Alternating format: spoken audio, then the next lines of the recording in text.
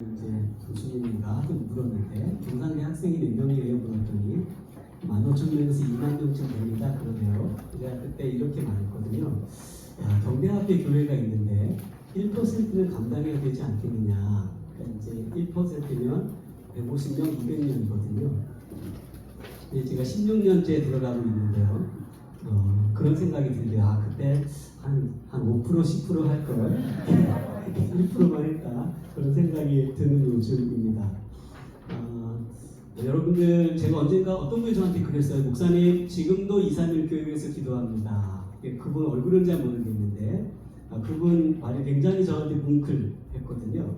아마 알게 모르게 많은 분들이 기도하고 있기 때문에 여러분이 개척해서 여러분 교회가 세운 교회가 든든하게 잘 자라고 성장하고 있는 게 아닐까 그런 생각이 들고 이 자리를 빌어서 감사를 드리고 싶고요. 오늘 제가 맡은 게 교회론입니다. 이 삼일교회 안수 집사님, 권사님, 장로님 되신 거 정말 축하드리고요. 대삼일교회 진주노회에서 가장 모범적인 또 제가 존경하는 선배 목사님 교회 준직이 돼서 교회를 앞장서 섬기게 된 거 굉장히 큰 축복이라고 생각하고 교회를 섬기기 위해 부름받았지 않습니까? 그럼 교회가 뭔지 알아야 되기 때문에 제게 주어진 시간은 50분인데 50분 동안 좀 말씀을 드리고자 합니다. 여러분 교재에 어원적 의미를 갖고 있어요. 그래서 제가 카할, 에다, 시나고, 에클레시아 4개를 기록해 놨는데 나머지 부분 읽어보시면 될 것 같고요. 에클레시아만 좀 설명을 드릴게요. 마태복음 16장에 가면요. 예수님이 가장 먼저 사용했던 교회라는 단어가 에클레시아지 않습니까?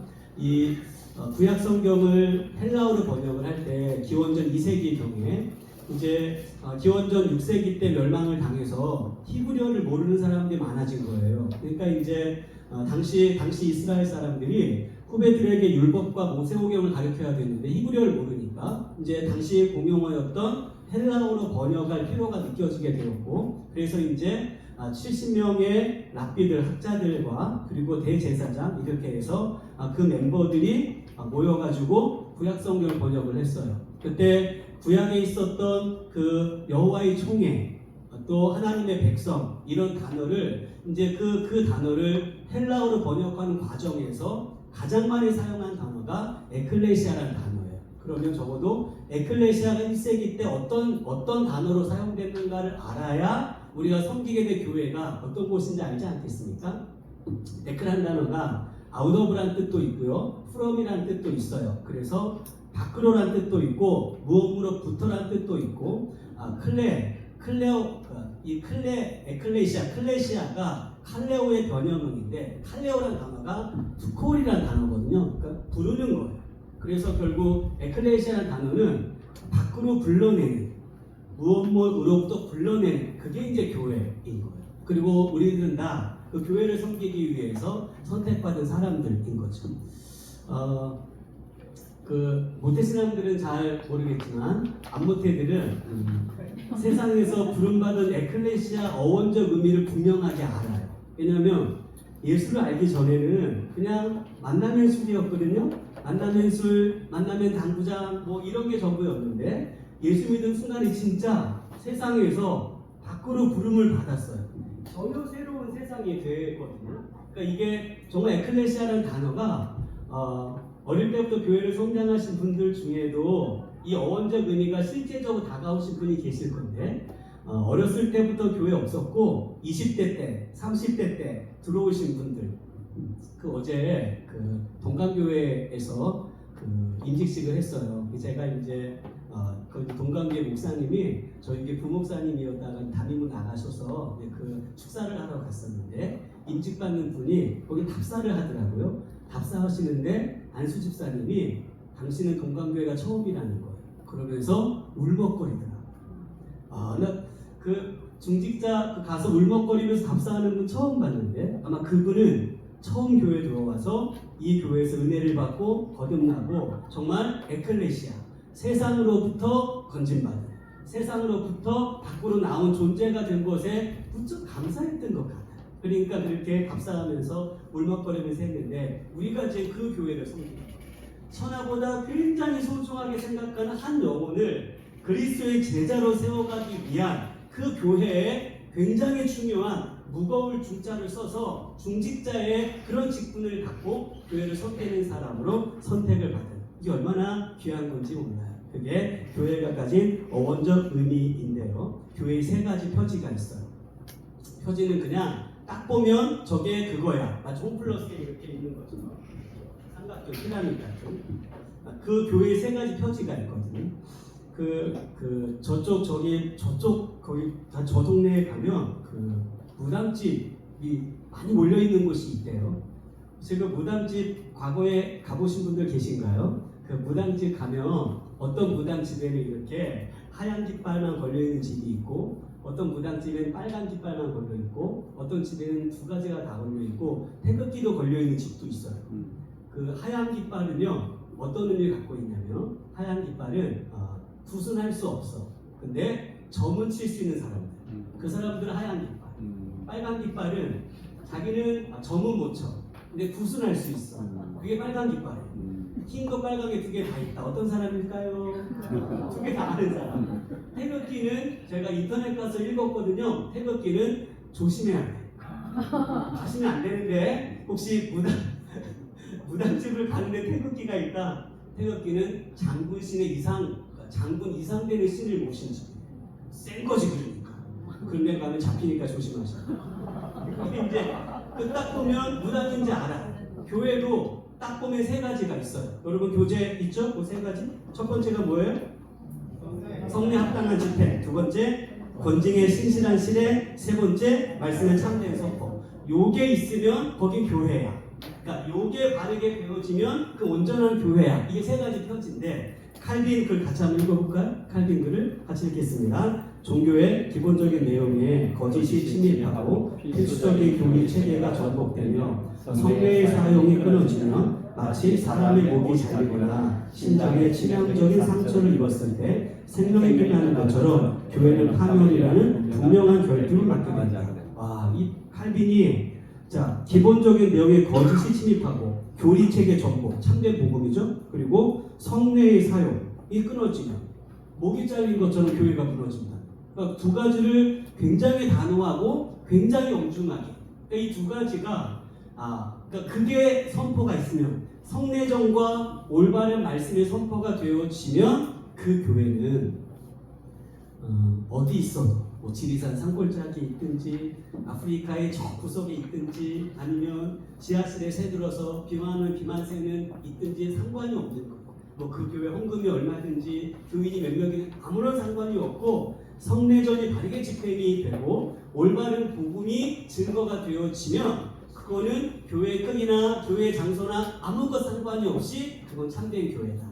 그게 교회라는 거. 중직자 여러분, 우리가 교회를 섬겨간다는 것은 다른 것이 아니라 교회를 교회되게 만들기 위해서 애를 써야 합니다. 그게 이제 세 가지.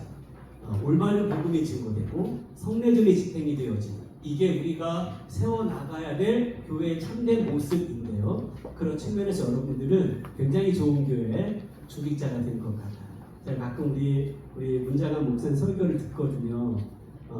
제가 후배지만 뭐 계시기 때문에 말씀드리는 게 아니고 좀 민망스러우실 것 같은데 참 설교 참 잘하세요. 또 제가 후배로 들으면서 참 배울 게 많은 선배님이다 그런 생각했고, 정말 성경을 베이스로 해서 말씀을 중심으로 설교한 목사님을 보면 참 배울 게 많은 선배다 그런 생각을 이제 하고 있단 말이에요. 그래서 여러분, 우리가 교회를 세워간다는 것은 교회를 진짜 교회답게, 주님이 기뻐하는 교회답게, 그게 우리의 사명입니다. 목사도 어떻게 하면 주님이 값으로 사신 교회를 교회답게 세워가기 위해서 서 있는 거고, 여러분들 다 마찬가지입니다. 한 사람이 형제 자매로 교회를 교회답게 세워가기 위해서 부름을 받아서 이렇게 중직자로 서가고 있으니까 그 주님이 세우신 이 교회를 잘 세워가는 모두가 되면 좋을 것 같습니다. 그 교회를 세워가게 될 때 정말 중요한 기초가 3번에 있는 거예요. 교회 기초는 예수 그리스도. 이게 전부 다고, 이게 전부 다예요. 우리 에베소서 2장 20절 말씀 같이 읽겠습니다. 시작. 너희는 사도들과 선지자의 토로에 세우심을 입은 자라. 그리스도 예수께서 친히 몸뚱이 돌이 되셨느니라. 코너스톤인데요. 양쪽을 연결해서 모티비토를 중심으로 이제 건물이 지어져가는 1세기 건축 양식에 나온 단어예요. 그러니까 예수 그리스도가 코너스톤인데 그 주님이 세우신 교회를 바르게 세워가기 위해 우리가 이제 부름을 받아요. 그 교회는요 이런 거잖아요. 집안에 가면 가풍이 있고요, 학교에 가면 교풍, 학풍이 있고 교회에도 교풍이 있어요. 그러니까 교회들마다 독특한 그 교회의 모습들이 있어요. 그 모습은 누가 만들어가는 거냐? 다 우리가 만들어가는 거예요. 우리가 어떻게 예배를 하고 우리가 어떻게 주님을 섬기고 어떻게 사람을 섬기냐에 따라서 그 교회가 그런 모습으로 지어져 가는 거예요. 얼마 전에 60이 거의 다 되신 집사님 한 분이 저한테 그러셨어요. 남자분이신 형제분이신데 그분이 목사님 제가 우리 교회 등록하고 정착한 이유가 뭔지 아세요? 그래서 뭔데요? 이분이 이렇게 공개하겠어요.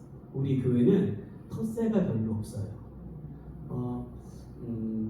그러니까 아마 그분이 다른 교회에 계시다가 왔는데 아마 다른 교회 갔을 때 그게 좀 많았었나 보죠. 근데 우리는 당신이 느낄 때 상대적으로 텃세가 없어서 정착을 잘했다 그렇게 이야기를 하대요.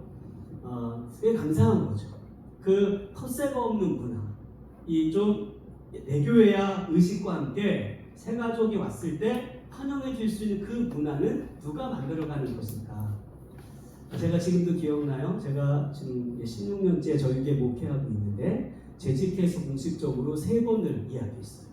새 가족이 왔을 때 싫어하지 말아라. 왜냐면 이제 지금은 교회를 지었는데 그 전에 혹시 저희 구 예배당 와보신 분 계신가요? 목사님들이 그 저희 교회 구 예배당에 오시면 이구 동성을 하는 말이 있어요. 이런 데서 어떻게 500명이 모여 있었냐? 이제 이러거든요. 이 굉장히 막 오늘 좀 이제 도떼기 시장 같으니까. 근데 아마 그러니까 자꾸 새 가족들이 오는데 새 가족들을 환영하지 않고 괜히 좀 너 왜 왔어? 이제 이런 느낌을 주는 것 같아요. 그래서 이제 새 가족들 몇 명 이야기를 해서 제가 이제 공식적으로 재직회 때 3번을 이야기했었죠. 그러니까 뭐 그 집사님은 아마 제가 공식적으로 3번 이야기하고 난 뒤에 오셨을 거예요. 그러니까 조직의 쓴맛은 못 본 거지. 텃세를 좀 받았을 수 있는데 그렇게 이제 16년을 걸어오게 된 건데 이 문화는 여러분들이 만드는 거예요. 이 제가 삼일교회 오늘 한 15분 정도, 13분 정도 왔는데 교회 분위기를 알 수 있는 게 뭐냐면 저를 처음 보잖아요. 다 인사를 하대요.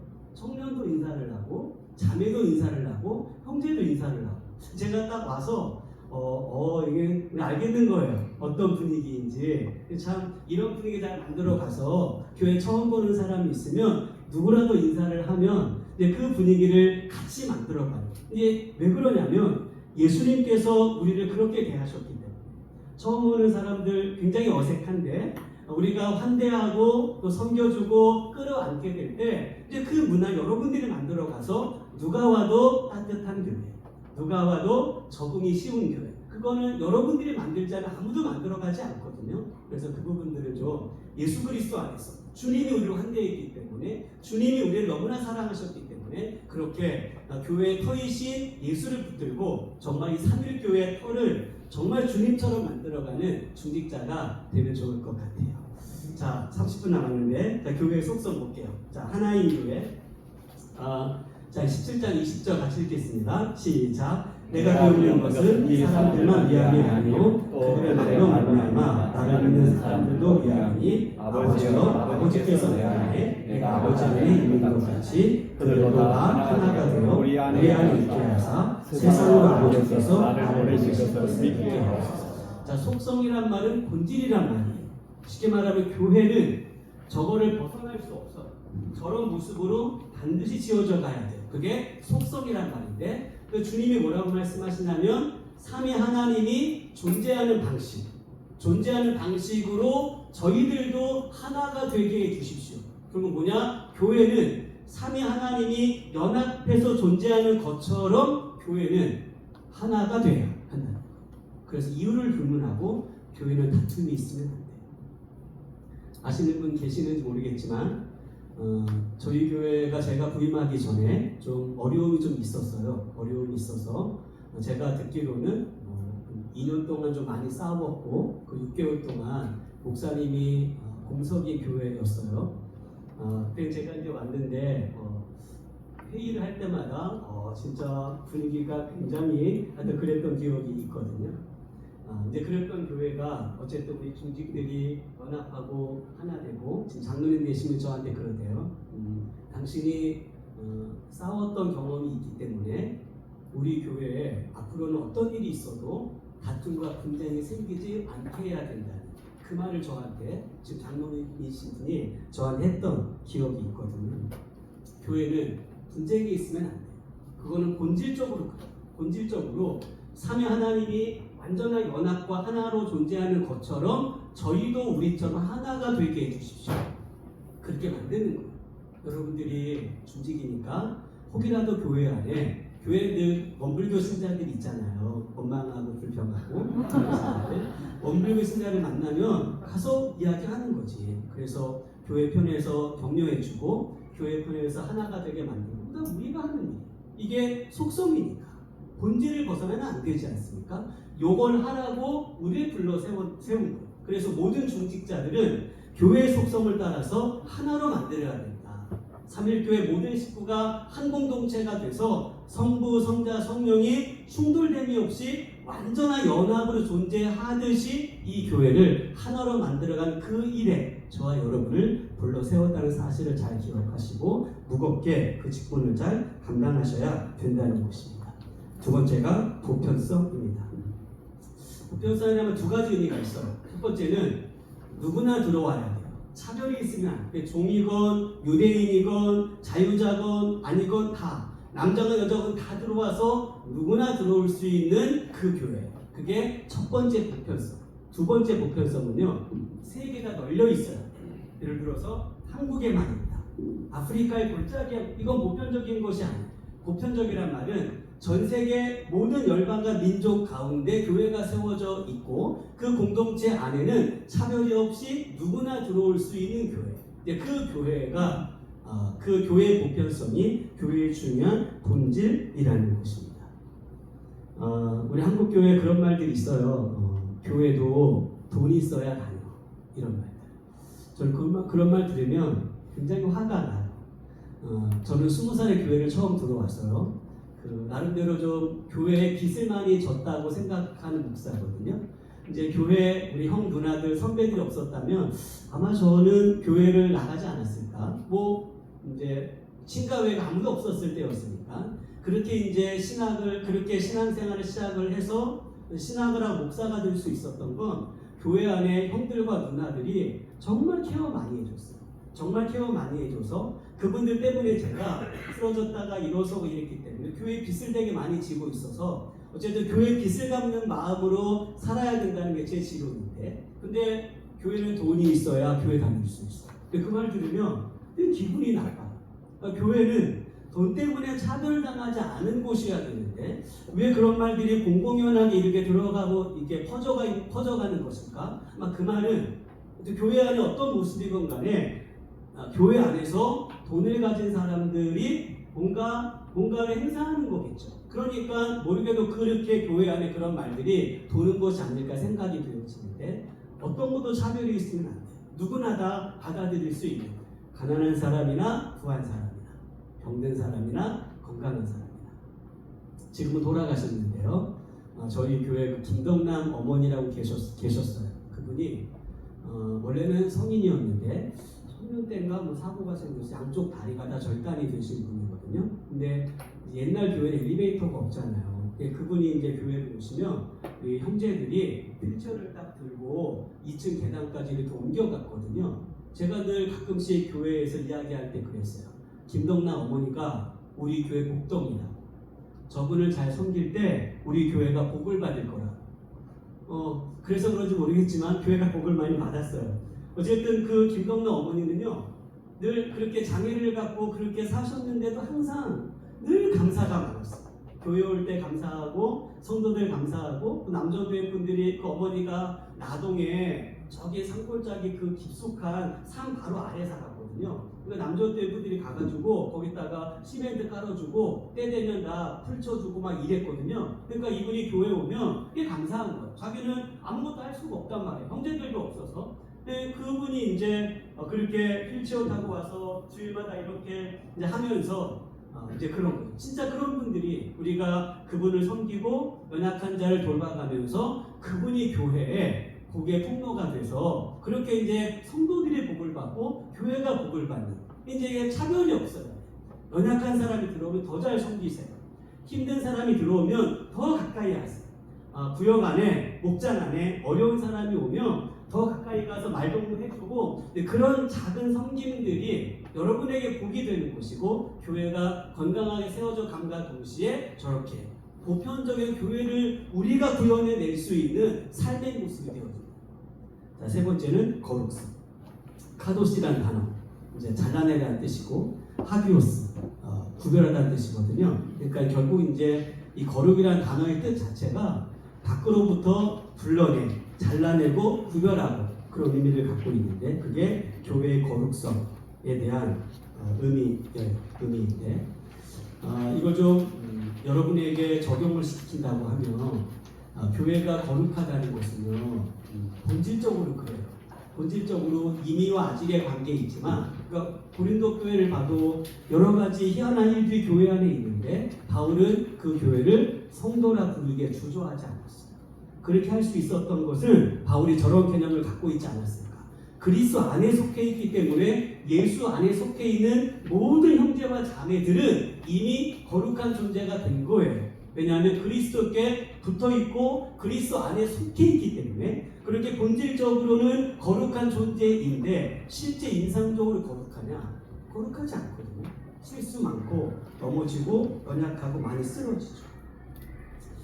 그래서 이제 우리가 본질적으로 거룩한 존재이기 때문에 본질적으로 성도라는 부르심은 우리들로 하여금 교회 공동체 안에서 거룩하게 말을 하고 거룩하게 살아가고 거룩하게 섬기고 그걸 저와 여러분들에게 책임적 존재로 불러내고 있다는 사실이에요. 근데 그렇게 살아가셔요. 적어도 중직이니까. 제가 얼마 전에 몇 년 전에 크게 실수할 적이 한 번 있었는데 그 신방을 하는데 저하고 제 아내가 신방을 가고 그 이제 신방 대원들 집사님 구역장은 이제 나중에 오기로 돼 있었어요. 이제 따로 제가 이제 아내하고 이렇게 홍보동 오는 근처에 이렇게 가는데 누가 뒤에서 바로 뒤에서 크락션을 굉장히 크게 울리는 거예요. 사실 예의가 아니잖아요. 너무 세게 울려서 제가 이제 가다가 어떤 놈이 이렇게 하고 이렇게 돌아보는데 집사님 차입니다. 야, 제가 얼마나 뜨끔했는지 여기서 어떤 놈이 하고 돌아봤기 망정이지 돌아보면서 어떤 놈이 이렇게 말해서 이 모양 갔을 거 아닙니까?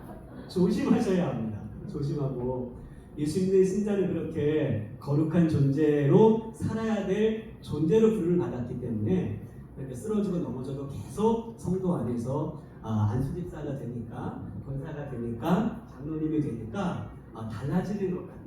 삶의 변화를 좀 잘 만들어가는 중직자가 되어야 될 것 같아요. 자, 교회란 뭔가?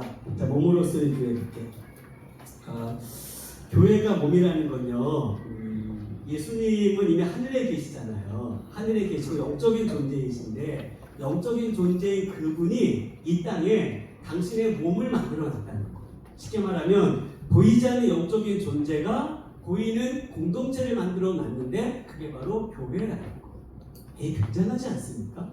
그럼 신앙을 자꾸 이론화시키고 추상화시키니까 이게 감이 안 오는데 교회가 주님의 몸이란 말이에요. 그러니까 저를 딱 보면 김동훈 목사네 아는 것처럼 교회를 보면 주님이네 보여야 된다는 거예요. 그게 그리스도의 몸이에요. 그러니까 주님이 이 땅에 당신의 몸을 세워 놓으시고 당신의 몸을 통해서 온 열방과 민족 가운데 사랑과 복음을 증거하기를 원하셨던 그게 이제 교회예요. 저기 제가 성경 구절을 써놨는데 너무 잘 아는 구절이죠. 저기에 보면 몇 가지 특징들이 있죠. 그러니까 그리스의 몸이라는 말은 여러 지체가 있다는 것이고 부족한 지체에게 지체를 더 귀중하게 여긴다는 것이고 또 세 번째 특징은 서로 같이 돌본다는 것. 이게 이제 그리스의 몸이라는 그 굉장히 짧은 두 개의 단어로 이루어진 명제인데 이 명제 안에 굉장히 많은 게 담겨져 있어요. 제가 가끔 그런 얘기해요. 여러분들 교회에 대해서 아무것도 몰라도 괜찮다. 다만 우리가 주님의 몸을 구성하고 있는 지체인 것만 생각해봐라. 그리고 적어봐라. 그게 뭔지. 정말 많은 게 나와요. 정말 많은 게. 이 몸이 주님이신데 우리가 몸을 구성하는 지체라는 그 명제 안에 어떻게 교회를 섬겨야 되고 어떤 지체로 교회 안에 서야 되는가가 진짜 많이 나와요. 이것만 알아도 사실 지금 이 지상에서 교회 안에 벌어지는 많은 문제들은요 딜링이 가능해요. 이거 생각하지 않아요. 우리 중직 여러분, 모세가 그 광야에서 출애굽을 했을 때 이드로가 찾아왔거든요. 이드로가 찾아와서 1000부장, 100부장, 50부장 제도를 만들어요. 왜 모세가 하루 종일 재판하고 서 있으니까 그 제도를 만드는 목적을 이렇게 이야기해요. 제가 읽어드릴게 들어보세요. 그게 이제 우리가 해야 될 굉장히 중요한 상황인데 그들이 때를 따라 백성을 재판하게 하라. 큰 일은 모두 내게 가져갈 것이요 작은 일은 모두 그들이 스스로 재판할 것이니 그리하면 그들이 너와 함께 담당할 것인즉 일이 내게 쉬우리라. 그러니까 큰 일은 모세 너한테 가져갈 거고 작은 일은 스스로 재판할 건데 모세 너와 함께 이스라엘 공동체 섬길 것이니 이 일이 너한테 쉬울 거야. 여러분 주님이 여러분들을 왜 중직으로 세웠을까요? 모세를 도와서 1000부장, 100부장, 50부장, 10부장 같은 사역들을 감당해서 모세의 짐을 좀 덜어주라.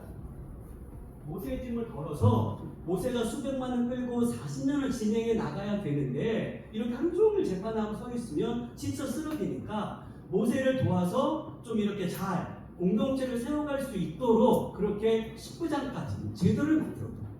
생각 한번 해보세요. 200만, 300만인데 10명씩 묶었다고 한다면 얼마나 많은 소그룹 리더가 있었겠어요. 그 수많은 리더들을 세우신 이유가 뭐냐면 같이 함께 동역하면서 교회를 세워가라. 그리고 모세가 지치지 않게 같이 이렇게 동역하라고 세워둬. 그게 교회, 그게 지체이고. 제 아내가 저를 자기 핸드폰에 뭐라고 저장을 해놨냐면 여러분은 남편을 뭐라고 저장해 놓으셨어요? 제 아내는 세 글자로 저장해 놨어요. 동업자. 이게 얼마 전까지는 사랑이었거든요. 제가 봤단 말이에요. 사랑이라고 적었는데 언젠가 동업자로 바뀌어 있더라고요. 근데 이제 이유를 물어보니까 저 말다툼을 한 거예요. 말다툼을 했는데 꼴도 보기 싫다는 거예요. 이게 뒤통수가 보이면 가서 줘받고 싶은데 줘받을 수 없으니까 내 핸드폰의 이름을 동업자로 바꿀 복수를 정한 거죠. 그리고 엊그저께 저한테 말하대요. 다시 원래대로 바꿀까요? 사랑으로? 그냥 두세요. 제가 왜 그랬냐면 완전히 성경적이거든요. 부부는 에덴 동산을 정복하고 다스리고 관리하고 충만하고 생육하고 번성하는 그 사명을 위해서 남자와 여자를 만들어 놓은 거예요. 부부는 사역자거든요. 우리가 다 그런 거예요. 우리 왜 불러 세웠느냐? 그걸 왜 불러 세웠어요? 여러분들 왜 안수집사가 되고 왜 권사가 되고 왜 장로가 되나요? 다른 거 아니잖아요. 교회를 섬기기 위한 거예요. 같이 동역해 가면서 우리 목사님과 함께 협력해서 3.1교회를 따뜻한 교회, 주님이 기뻐하는 교회로 세워가기 위해서 우리가 중직이 된 거예요. 그 동역을 잘 하셔야 돼요. 그러면 그게 그리스도의 몸으로서의 교회를 우리 가운데 구현해내는 굉장히 중요한 작업이 되는 거죠. 두 번째가 몸의 머리이신 그리스도예요. 제가 우리 교회에서 생명의 삶 강의를 하는데 그 생명의 삶 강의할 때 스티븐 호킹 이야기가 나와요. 그 이제 최영기 목사님이 강의 때 스티븐 호킹 이야기를 하거든요. 아마 여러분들도 들어보셨을 것 같은데 스티븐 호킹 굉장히 똑똑한 사람이잖아요. 그 작은 머리에 우주 생생의 원리를 전부 담고 있는 사람이에요. 육신은 좀 질병에 묶여서 자기 몸 하나 가눌 수 없는 그런 존재인데 그런 작은 몸은 전혀 움직일 수 없는데 머리는 우주 전체를 헤아리고 앉아있는 굉장히 독특하고 탁월한 사람인데 최영기 목사님 그런 얘기 하더라고요. 당신을 볼 때 한국 교회는 스티븐 호킹하고 똑같은 것 같아. 머리는 굉장히 많은 지식을 담고 있는데 몸은 전혀 움직일 수 없는. 그 머리가 객석 뭔가를 지시를 해. 지시해서 머리이신 그리스도가 객석 뭔가를 지시해 나가는데 몸은 움직이지 않는 조국의 교회를 바라보면서 최영기 목사님이 그런 이야기를 했던 기억이 저한테 있어요. 우리 중직 여러분, 순종은 신앙의 굉장히 중요한 요소예요. 아무리 많이 알고 있어도 순종하지 않으면 바리새인하고 똑같아요. 근데 중요한 건 뭐냐면 순종이 중요한 거 알아. 누구한테 순종해야 될까? 결국 우리가 교회 공동체 안에 사는데 순종을 누구한테 해야 되는 걸까? 여기 굉장히 중요한 요소가 담겨 있다고 생각을 하거든요. 개인적으로 여러분에게 당부드리고 싶은 건요. 저는 그래요. 저는 청년대 교회에 들어가서 이제 그런 이야기를 청년들한테 굉장히 많이 했어요. 진리와 비진리가 아니라면 본질 갖고 싸워라. 근데 본질이 아니라면 다 넘어가라. 제가 굉장히 많이 강조한 이유가 뭐냐면 제가 청년대 교회에 들어와서요 충돌이 진짜 많았어요. 일단 첫 번째 충돌이 이게 안 믿어지는 거예요. 그러니까 십자가의 그리스도가 전혀 믿어지지가 않는 거예요. 이게 어떻게 가능해? 그게 첫 번째 충돌은 두 번째 충돌은 교회가 이상한 거예요. 굉장히 작은 것 같고 이 밖에서 볼 때는 그렇게 다툴 문제가 아닌데 굉장히 많은 갈등 교회 안에 벌어지더라고요. 제가 청년 사역자가 돼서 그렇게 외친 이유가 뭐냐면 내가 그것 때문에 갈등을 많이 했어요. 청년들한테 본질이 아니라면 넘어가라. 그리고 용납해라. 그러면서 청년들을 굉장히 제가 잡았거든요. 그런 얘기했죠. 니네가 청년인데 본질이 아닌 것 같고 니네가 덤비기 시작하면 니네가 중년이 되면 니네 교회 말아먹는다. 그러면서 순종을 진짜 많이 이야기했어요. 중직분들 본질이 아니라면 다 용납해 주세요. 근데 본질이라고 한다면 복음 앞에 말씀 앞에 세우는 게 우리 사명이기 때문에 이게 정확한 올바른 복음에서 벗어난 것이라고 한다면 투쟁하세요. 그렇지만 그게 아니라면 그게 우리가 해나가야 될 굉장히 중요한 것입니다. 여러분 요즘은요 지식이 보편화되어 있어요. 그리고 인터넷 열면 굉장히 잡다한 시장의 지식들, 길거리 지식들이 굉장히 널려 있어요. 성도들 중에 어떤 분들이 있냐면 인터넷 찾아 그리고 길거리 지식을 습득해. 그리고 계속 강화해. 근데 목사가 딱 이야기 들으면 그게 아니거든요. 그게 아닌데 그걸 계속 듣다가 강화를 시켜서 그게 자기의 무기로 삼는 하나의 진리가 되거든요. 어떤 말을 해도 안 들어. 그러니까 이게 교회 안에 자꾸 분쟁을 만들고 다툼을 형성하는 이런 일들이 벌어져요. 그래서 목회자의 가르침에 순종을 하시고 또 당회의 결의에 순종을 하시고 그래서 머리이신 그리스도가 이 땅 가운데 명령하시는 그게 직접 말씀하지 않잖아요. 직접 말씀하지 않고 교회를 통해서 말씀하기 때문에 그렇게 교회의 권위나 목회자에게 순종하는 그런 모습들이 우리 안에 주어져야 되는 것이고 세 번째는요 성전인 교회 공동체. 주님이 이 땅에 계실 때 당신을 가리켜 몸된 성전이다 그렇게 말씀하셨어요. 주님 자신이 성전이셨죠. 그리고 바울은 교회가 그리스도의 몸이다 그렇게 이야기했어요.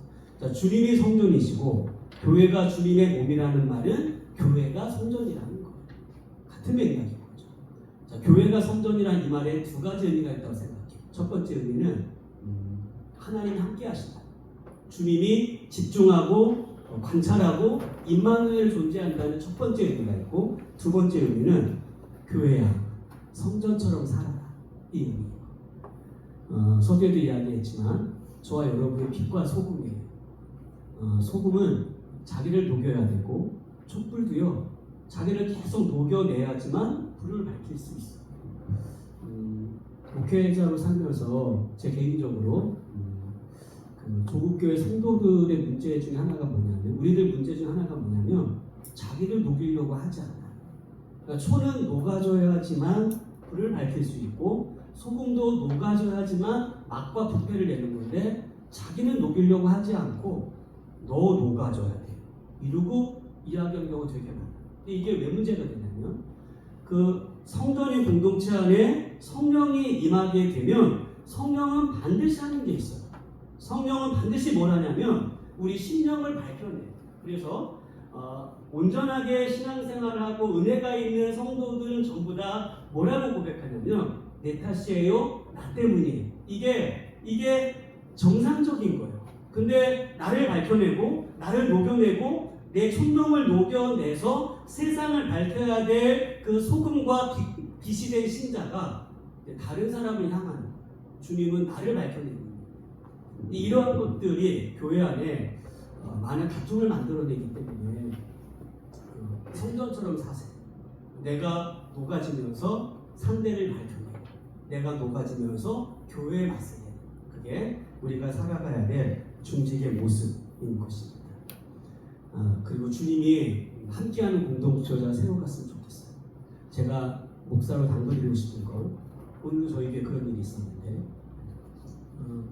제가 예전에는 설교할 때 전 조는 거 보면 진짜 못 참거든요. 아마 그 제가 20살 때 교회를 와서 그리고 제가 하나님 앞에서 맹세하면 안 되지만 예배 때 존 적이 한 번도 없어요. 거의 없어요. 제 기억이 오류가 있기 때문에 한 번이라면 안 될 것 같고 한 손가락 셀 수 있을 것 같아요. 그러니까 제가 교회를 20살에 들어와서 거의 존 적이 없기 때문에 예배 때 조는 분들 보면 막 깨워요 제가. 근데 그거는 옛날 일이고 성화가 많이 돼서 이제는 그냥 이렇게 지나가거든요. 근데 오늘은 안 되는 거야. 2부 때 성전에 성도가 꽉 찼는데 저 뒤에서 저는 집사가 졸면 뭐라고 안 해요. 근데 중직이 졸면 열이 올라오기 시작해요. 뒤에서 권사님 한 분이 강단에 딱 섰는데 2분도 되지 않았어요. 눈을 딱 감기 시작합니다. 그리고 딱 보고서 막 참다가 지나갔어. 근데 오늘 시계 봤거든요. 2분에 졸기 시작했는데 13분 때까지 눈을 감고 있어요. 13분 때 걸린 거야 제가. 눈 뜨시라고, 눈 뜨고 졸지 마시라고 이렇게 이야기를 했는데 제가 이 말씀 드리냐면 여러분 그 교회가 성전이란 말은 예배 드리는 곳이지 않습니까? 결국 교회가 교회 되려면 예배 가운데 성령의 임재가 충만해야 돼. 그런데 중직들이 앞장서서 줘라. 굉장히 골치 아파요. 얼마 전에 김은호 목사님이 저 신학교에 그 다니엘 기도 원데이 집회 때 왔거든요. 당신이 그 얘기 하대요. 당신이 그 연세대 체프를 갔는데 연대 애들이 다 엎어져 있다는 거야. 반은 엎어져 있고 반은 눈 감고 있고. 저는 그렇게 좀 관력이 많은 목사님은요 졸거나 이렇게 서유가 안 들어도 괜찮은 줄 알았는데 위로가 진짜 많이 되대. 당신 그때 욕할 뻔했대. 연대 애들한테. 그러니까 볼 때 화가 난다는 거지. 그랬는데 진짜 여러분 예배 잘 드리시고 여러분이 예배자가 돼야 돼요. 여러분이 예배자가 돼서 여러분 심령 안에 함께 하시는 주님이 임재하게 되면 나를 통해서 은혜가 흘러가서 내가 온전한 예배자가 되면 내가 온전한 예배자로 드려지는 그 은혜가 교회 전체가 흘러가서 성전인 공동체, 성전인 교회, 정말 주님을 바르게 예배하는 강도의 구렬이 아니라 주님을 온전하게 예배하는 성전 공동체인 교회가 나를 통해서 지어지기 때문에 먼저 여러분들이 온전한 예배자가 되면 좋겠고 마지막 네 번째 영적 가족으로서의 교회. 가정에는요 항상 갈등이 있기 마련이에요. 갈등이 없는 가정은 없어요. 가정 안에 쉼도 누리고 은혜도 누리고 그러는데 가정 안에 반드시 갈등이 있기 마련이에요. 그래서 교회 안에 갈등이 있는 건 당연한 거예요. 가장 가깝게 있기 때문에 뭐 앞집에 있는 아저씨가 술 먹고 들어와도 뭐 아무 상관이 없어요. 앞집에 있는 아줌마 문제니까. 근데 우리는 만약에 내 남편 술 먹고 들어오면 갈등이 생기거든요. 그게 이제 교회 공동체이고 멀리 있는 사람은 아무런 상관이 없어요. 목회하면서 어떤 성도 만나냐면요. 아프리카 사람들을 위해서는 성경을 보내고요. 기도를 굉장히 많이 해요. 근데 자기 목장 안에 있는 사람들한테는 커피 한 잔도 안 사요. 중보도 안 해요. 맞는 걸까요? 잘못된 걸까요? 굉장히 잘못된 거예요. 아프리카 사람 1년씩도 없어요, 자기한테. 근데 굉장히 멀리 있는 사람을 위해서는요, 마치 굉장히 사랑하는 것처럼요, 그렇게 하는데 정작 자기 바운더리 안에 있는 사람들에게는 사랑하는지 뭔지 아무런 표시가 되지 않아요. 이건 굉장히 잘못 가고. 자, 주님은 예루살렘과 유대와 사마리아 땅끝이 이 가족 공동체 안에서요, 이 교회 가족 공동체 안에서 사랑하고 섬기고 헌신하고 희생하는 이런 일들이 먼저 만들어져 가야 돼요. 그렇게 하면 우리 안에 갈등이 생겨요. 아프리카 사람은 갈등 생길 일 없잖아요. 어쩌면 그러니까 사랑한다 말할지 모르겠어요. 근데 가까이 있으면 갈등이 생겨. 왜 생기는지 아세요? 갈등이 생겨야 내가 운단 말이에요. 그래야지만 성화가 되어져. 가정주간 되면요, 가끔 목회자 그런 질문 하거든요. 다음 생은 없지만 다음 생에 태어나도 지금의 아내와 지금의 남편과 부부가 되겠다는 해서 손들어봐라. 그러면은 가끔씩 손드는 것들이 있어요. 저는 아주 기분 나빠요. 한번 살았으면 됐지. 뭘 또 다음 생에도 60년씩 살았으면 됐지. 근데 여러분, 주님이 왜 가정으로 세웠을 것 같으세요? 루터가 그런 얘기 했거든요. 자기가 카살이나 폰 보라를 만나지 않았다면 성화되지 못했을 것이다. 가정은 성화되는 것이다. 아내 때문에 아픈 거예요. 남편 때문에 가슴앓이 하는 거예요. 자식 때문에 심장을 찢어가면서 통곡하는 거예요. 그러면서 내가 점점점 지어져 가는 게 영적인 가족이에요. 근데 교회 공동체 안에서 가족으로 안 지어져 가야 돼요. 복장도 안 들어가고 전도회도 안 가고 또 섬김도 안 가고 각계 전투하고 살아. 지어져 가질 않아. 보니까 예수 믿고 한참 됐어. 10년, 20년 매 그대로 해. 주님 보실 때 어떠실까요? 너한테 교회를 주고 생명을 줘서 장성한 분량으로 성장하라고 십자가에 나를 던졌는데 너는 지금 온 사방팔방 다니면서 교회 안에 들어오지 않냐? 우리에게 진짜 얄미운 거 한 분 계세요. 네, 그분 진짜 얄미워요. 진주에 온갖 봉사는 다 해. 여기저기 다니면서. 교회 봉사는 안 해. 얄미워. 난 사실. YMCA, YWCA, 이런 것들 다 해. 근데 왜 교회 설거지를 안 하는 거야? 이건 잘못된 거야. 교회는 그러면 안 돼. 영적 가족은 같이 짐을 지는 거야. 피차 짐을 져가면서 같이 세워져가는 그게 우리가 세워져. 그게 이제 가족이고 그런 관계를 통해 자라는 거. 제가 가끔 우리 청년들 결혼 주례할 때 그런 얘기해요. 어떤 스피커가 쓰거든요. 제가 98년도에 아내와 결혼했거든요. 이제 제 아내가 결혼할 때 굉장히 예뻤어요. 근데 지금은 지금도 예뻐요. 근데 지금은 좀 짠해요, 짠해. 여기 중년이신 분들, 스피리가가 그랬어요. 밤에 잠을 자다가 소변이 마려워서 잠을 깨서 아내 얼굴을 물끄러미 쳐다보는데 짠하잖아요. 결혼할 때 굉장히 청초했는데 주름도 지고 좀 늙고 좀 기력도 이렇게 보면 짠해져서 아내를 볼 때 남자의 등에 눈물이 나야 된대요. 근데 중년이 돼서 아내를 바라보는데도 눈물이 나지 않는 그 중년의 눈은 눈이 아니라 눈깔이에요. 눈깔리지 않아요. 그게 성화 아닙니까? 아내를 볼 때 눈물이 나는 건 난 성화라고 생각해요. 사랑하는 거죠. 아끼는 거죠. 그게 가족인 거예요.